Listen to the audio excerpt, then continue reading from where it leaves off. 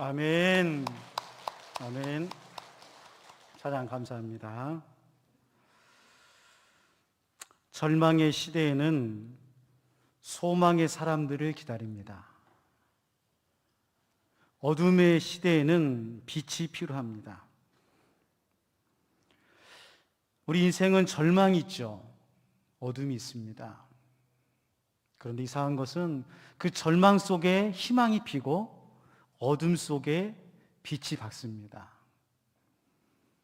코로나로 힘들고 어려운 이 땅의 삶을 살아가고 경제적으로 힘이 어려운 어둠의 시대에 사는 우리들에게 오히려 소망과 빛이 필요함을 우리들에게 말씀하고 있습니다. 우리는 스스로 소망을 만들 수 없는 인생입니다. 우리가 아무리 애쓰고 수고한다 하더라도 우리 안에는 소망이 없습니다. 빛도 마찬가지입니다. 우리가 이 땅의 삶을 살아가면서 빛 가운데 가기를 원하고 빛을 만들기를 원하지만 우리의 마음과 우리의 인생은 점점 어둠 속에 살아가는 것이 바로 우리 땅의 삶입니다. 감사한 것은 오늘 성경은 이 절망과 어둠의 시대에 소망의 복음으로 오시는 예수님을 우리들에게 말씀해 주고 있습니다. 소망이 무엇입니까? 소망은 예수님이 우리에게 오시는 것입니다. 소망은 예수님이 우리와 함께 하시는 것입니다. 그러기에 믿는 자들은 어떠한 환경과 상황과 어둠과 절망 속에서도 끊임없이 소망을 노래하고 희망을 노래할 수 있는 사람들이 바로 믿음의 사람들입니다. 여러분, 소망은 믿음의 내용입니다. 소망을 통해서 하나님께서 우리에게 위로하시고 회복하시고 치유하시는 은혜를 베풀어 주실 줄로 믿습니다. 히브리서 11장 1절 말씀입니다. 믿음은 바라는 것들의 실상이요 보이지 않는 것들의 증거니. 여기서 바라는 것, 보이지 않는 것, 이게 소망입니다. 소망은 보이지 않아요. 소망은 붙잡을 수가 없어요. 그러나 그 믿음이 바라는 것, 보이지 않는 것의 증거요 실상이라고 우리들에게 말씀하여 주시는 것입니다. 그렇게 사도 바울은 믿음, 소망, 사랑은 우리와 항상 함께 하신다 말씀하고 있는 거예요.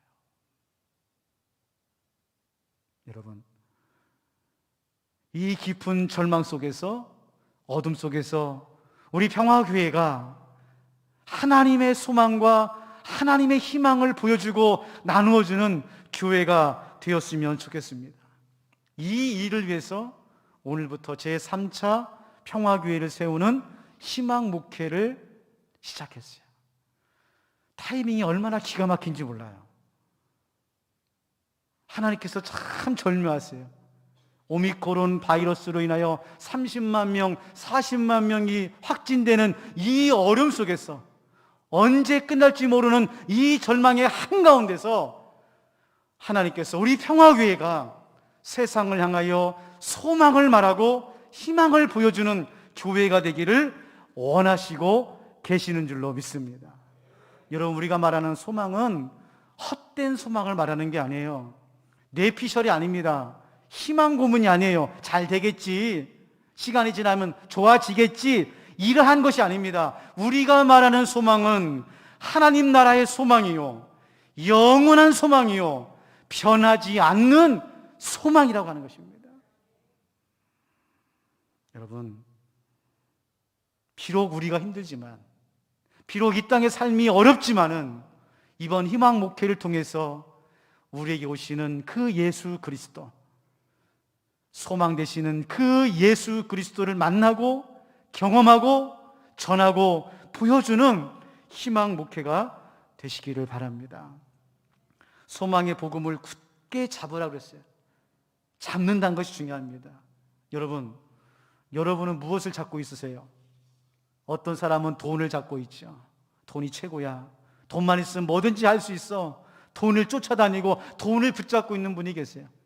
어떤 분들은 권력을 붙잡는 분이 계십니다. 백이 있어야 돼. 기댈 사람 있어야 돼. 힘이 필요해.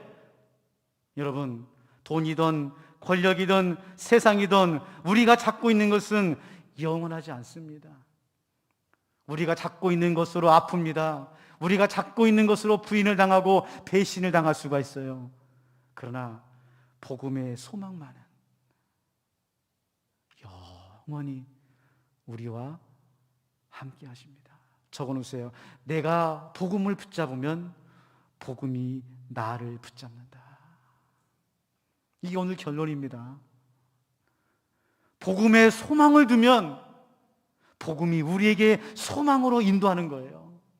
오늘 히브리서 기자가 우리들에게 복음의 소망의 복음을 굳게 잡으라고 말씀하고 있습니다. 한번 세 가지를 생각하면서 함께 은혜를 나누고자 합니다. 첫 번째로, 예수님을 굳게 잡는 소망으로 성소에 들어갈 수가 있습니다. 예수님을 잡는 그 소망으로 예수님과 함께 성소에 들어갈 수 있어요. 오늘 10장 19절에서 20절 말씀입니다.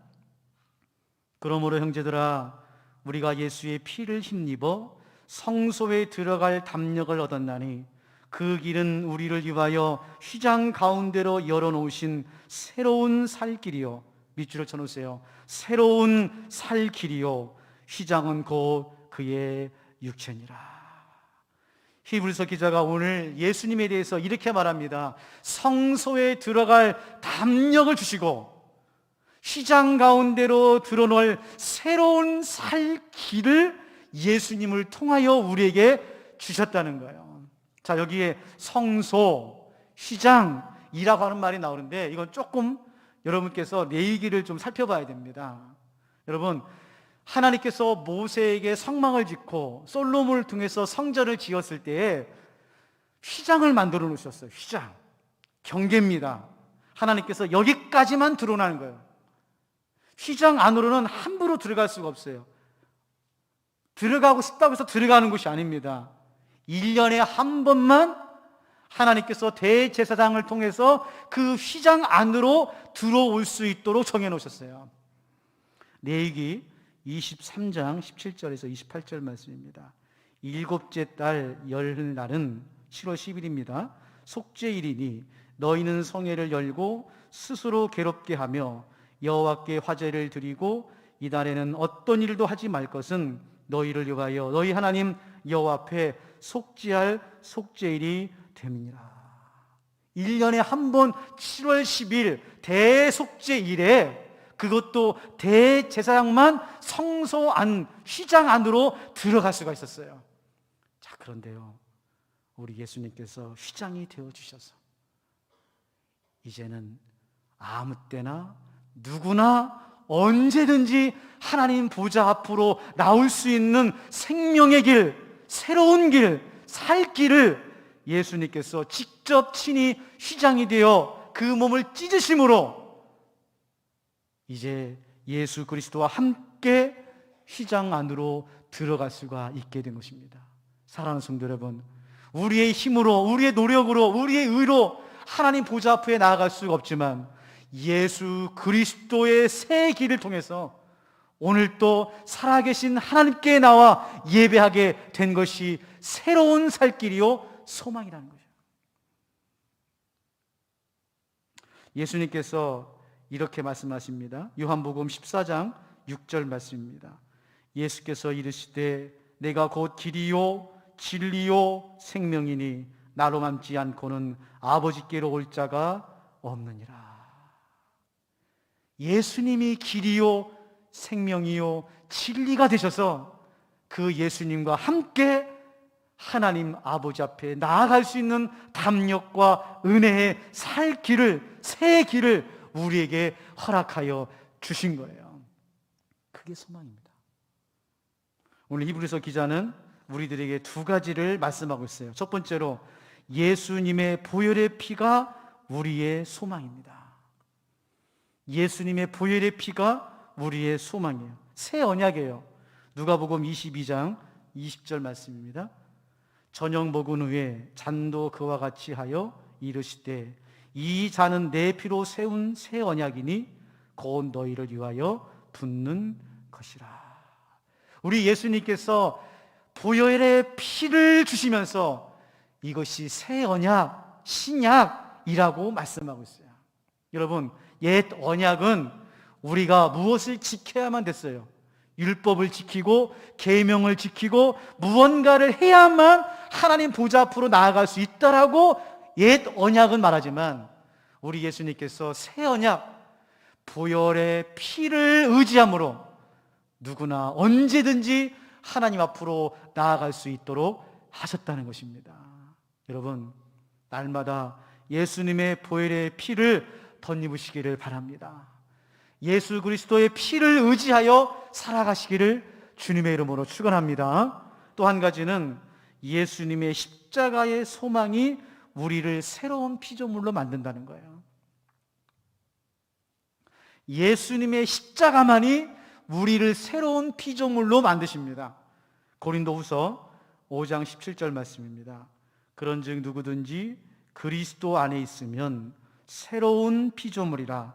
이전 것은 지나갔으니 보라 새 것이 되었도다.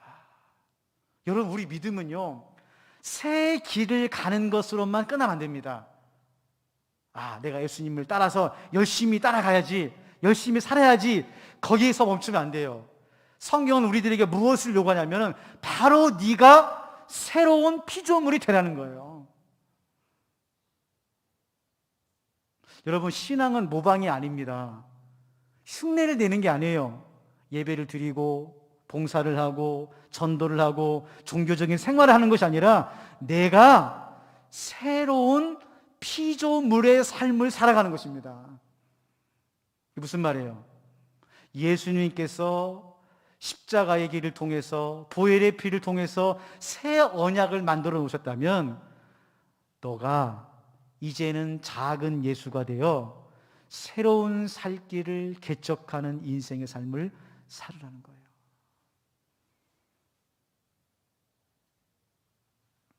두 번째로 오늘 말씀해 보면 히브리서 기자가 복음의 약속을 굳게 잡으라고 말씀하고 있습니다. 10장 23절 말씀입니다.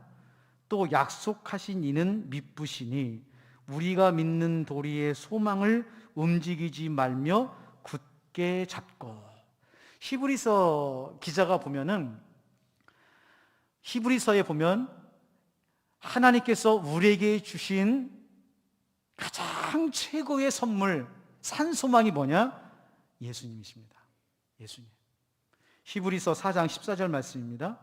그러므로 우리에게 큰 대제사장이 계시니 승천하시니 곧 하나님의 아들 예수시라. 우리가 믿는 도리를 굳게 잡을지어다. 또 나오죠. 굳게 잡을지어다. 누구를? 예수님을 굳게 잡으라고 말씀하고 있는 거예요. 자, 보세요. 두 가지 말씀에 보면 처음에는 미쁘신이라 말입니다. 미쁘시니. 이 미쁘시다는 말은 무슨 말이냐면 신실하시다는 말이에요. 신실하시다. 어제나 오늘이나 동일하시다. 변하지 않으신다. 이 말씀입니다. 즉 하나님께서 우리를 향한 미쁘심은 신실하심이에요. 한 번도 우리를 버리거나 잊어버리거나 놓치거나 그리고 그 약속을 변하지 않으시는 하나님이시라는 거예요. 두 번째로 그 말씀은 무슨 말씀이냐? 하나님께서 우리를 부르시고 사용하실 때는 먼저 약속하시고 능력을 주시고 사용하신다는 것입니다. 순서가 중요해요. 하나님께서 그냥 우리를 부르신 것이 아니라 부르시면은 반드시 약속이 있고 그 약속에 능력을 주시고 그 능력 가운데서 그 일을 성취하신다는 거예요. 예를 들면 하나님께서 아브라함을 부르시잖아요. 아브라함을 부르실 때 그냥 부른 게 아닙니다. 약속을 주셨어요. 창세기 12장 1절부터 2절입니다. 여호와께서 아브라함에게 이르시되 너는 너의 고향과 친척과 아버지의 집을 떠나 내가 내게 보여줄 땅으로 가라. 내가 너로 큰 민족을 이루고 내게 복을 주어 내 이름을 창대하게 하리니 너는 복이 될지라.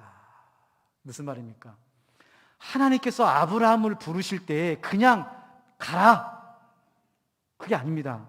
갈 때 내가 너에게 약속을 주는데 보면은 세 가지죠.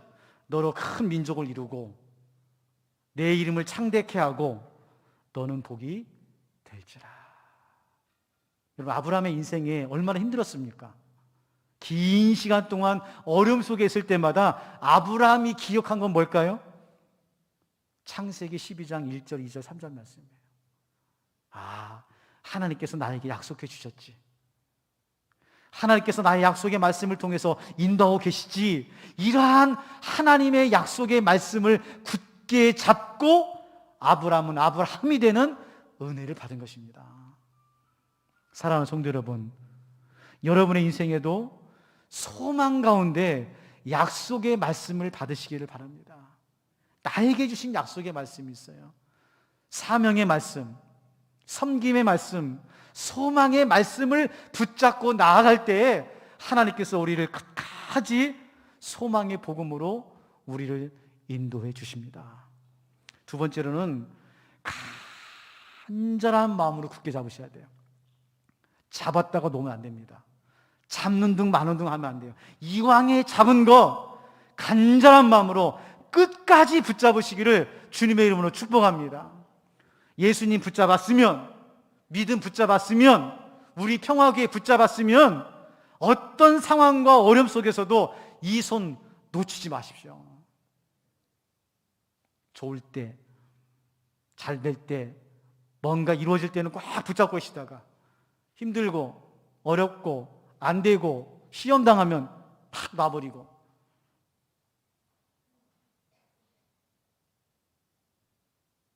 여러분, 기억하세요. 우리 하나님은 한 번 우리를 붙잡은 손을 놓치지 않습니다. 고린도후서 8장 7절 말씀입니다. 오직 너희는 믿음과 말과 지식과 모든 간절함과 우리를 사랑하는 이 모든 일에 풍성한 것 같이 이 은혜에도 풍성하게 할지니라. 간절함 속에 풍성함이 있는 거예요. 간절함 속에.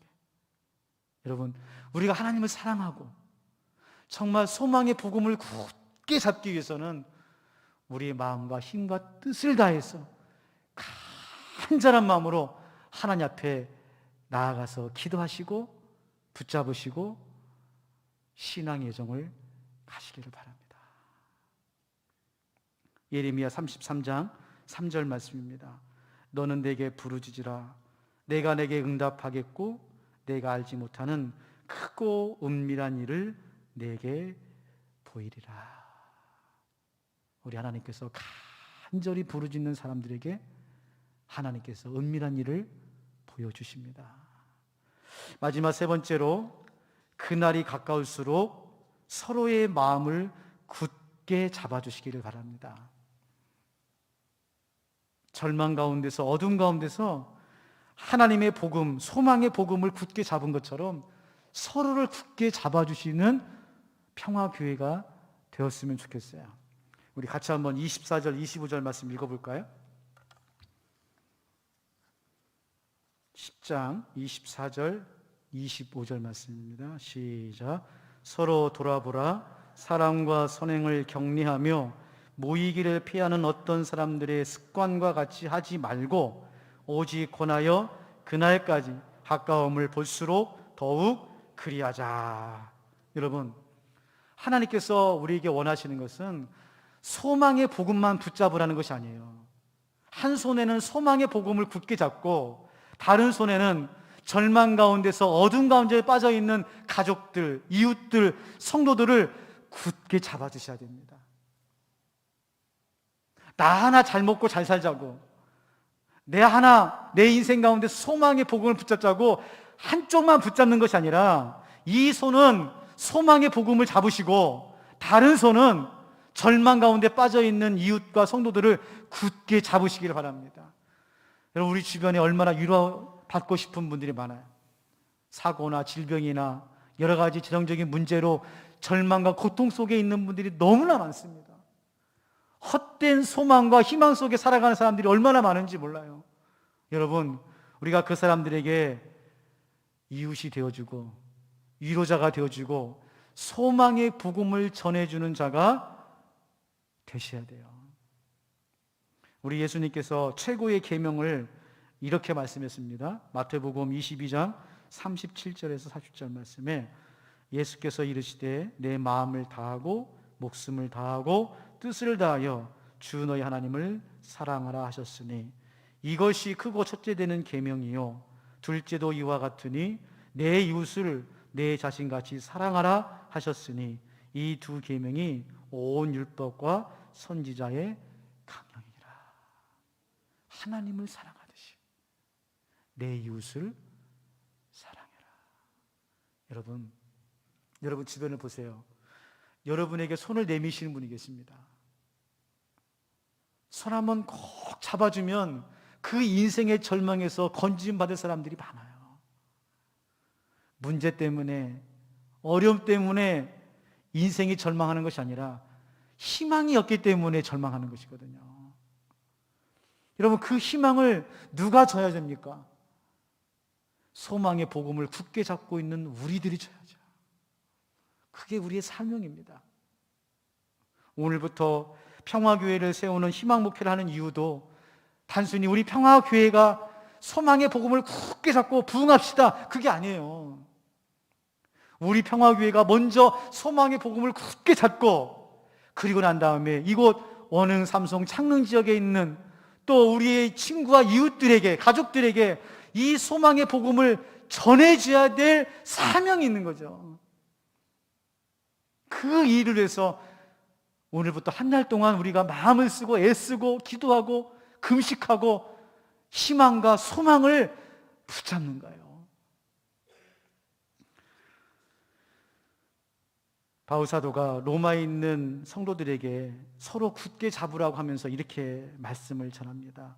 로마서 12장 12절에서 15절 말씀입니다. 소망 중에 즐거워하며 환난 중에 참으며 기도에 항상 힘쓰며 성도들의 쓸 것을 공급하며 손대접하기를 힘쓰라. 너희를 박해하는 자를 축복하라. 축복하고 저주하지 말라. 즐거워하는 자들과 함께 즐거워하고 우는 자들과 함께 울라. 즐거워하는 자들과 함께 즐거워하고 우는 자들과 함께 울라. 이게 소망이에요. 소망을 나눠주는 것이죠. 집사님, 그동안 잘 버티셨어요. 성도님, 그동안 수고 많으셨어요. 여보, 정말 애썼네. 수고했어. 아들아, 괜찮아. 잘하고 있어. 지금처럼만 해. 우리는 격려의 한마디, 희망의 한마디, 위로의 한마디를 기다리고 있어요. 누가 해줘야 됩니까? 소망의 복음을 굳게 잡고 있는 우리 평화교회가 해야 될 사명이라니까요. 말씀을 정리하겠습니다. 사랑하는 성도 여러분, 여러분의 인생의 소망은 무엇입니까? 그리고 무엇을 굳게 잡으려고 그렇게 발버둥 치고 있습니까? 오늘 히브리서 기자는 우리들에게 말합니다. 우리 인생의 참된 소망은 예수 그리스도시요. 우리가 굳게 잡아야 될 것은 복음이라고 가르쳐주고 있습니다. 사랑하는 성도 여러분, 세상의 헛된 소망에, 영원하지 않은 희망에 매여서 시간을 낭비하지 마시고 우리 인생의 참된 소망이신 예수 그리스도의 복음을 굳게 잡으시기를 바랍니다. 또한 여러분, 한 손으로는 소망이 필요하고 우리의 위로와 그리스도의 그 복음이 필요한 사람들을 굳게 잡으시기를 바랍니다. 위로자가 필요합니다. 지금 이 땅에 희망을 말하고 소망을 전해줄 사람들이 필요해요. 저는 우리 평화교회가, 한국교회가 이 일을 감당해야 될 줄로 믿습니다. 바라기는 내일부터 새벽 기도회가 시작됩니다. 순별로 한 번씩만 나와주세요. 해당되는 날짜를 보시고 한 번만 새벽에 나오셔서 가정을 위해서, 나라를 위해서, 소망을 잃어버린 자들을 위해서 기도해 주시기를 바랍니다. 릴레이로 금식 기도에 참여하시는 우리 성도님들 너무나 감사합니다. 여러분의 금식과 여러분의 기도를 통해서 이 땅에 절망이 물러가고 어둠이 물러갈 줄로 믿습니다. 꼭 간절한 마음으로 기도해 주세요. 마지막으로 우리 항종직들에게 부탁합니다. 우리 장로님들, 우리 안수 집사님들, 우리 권사님들, 내일부터 희망목회 새벽기도에 꼭 나와주세요. 매일 나와주세요. 기도의 본을 보여주세요. 교회의 어른으로서 기도의 자리에서 정말 평화교회를 위해서 납작 엎드려 주세요. 그때 하나님께서 우리 평화교회와 그리고 절망 가운데 빠져있는 이 땅 가운데 복음만이 소망임을 정말 따뜻하게 아름답게 전하는 저와 여러분 되시기를 주님의 이름으로 축원합니다. 하나님 아버지, 소망의 복음을 굳게 잡으라. 오늘 히브리서 기자가 우리들에게 말씀하고 계십니다. 하나님, 우리 인생의 소망이 누구시며 우리는 무엇을 굳게 잡고 있는지 다시 한번 생각할 수 있는 한 달을 허락해 주시니 감사합니다. 새벽을 깨우면서 금식 기도하면서 과연 내가 무슨 소망 가운데 누구를 굳게 잡고 있는지 다시 한번 반추하며 숙고하며 기도할 수 있는 한 달 될 수 있도록 하나님 도와주시고 인도하여 주셔서 이 어둠과 절망 가운데 있는 이 땅의 백성들에게 소망의 복음을 아름답게 전하는 우리 평화교회 삼아 주시옵소서. 우리 인생의 산 소망이요, 우리를 끝까지 굳게 잡고 계시는 살아계시는 예수님의 이름으로 기도하옵나이다. 아멘. 다 같이 일어나셔서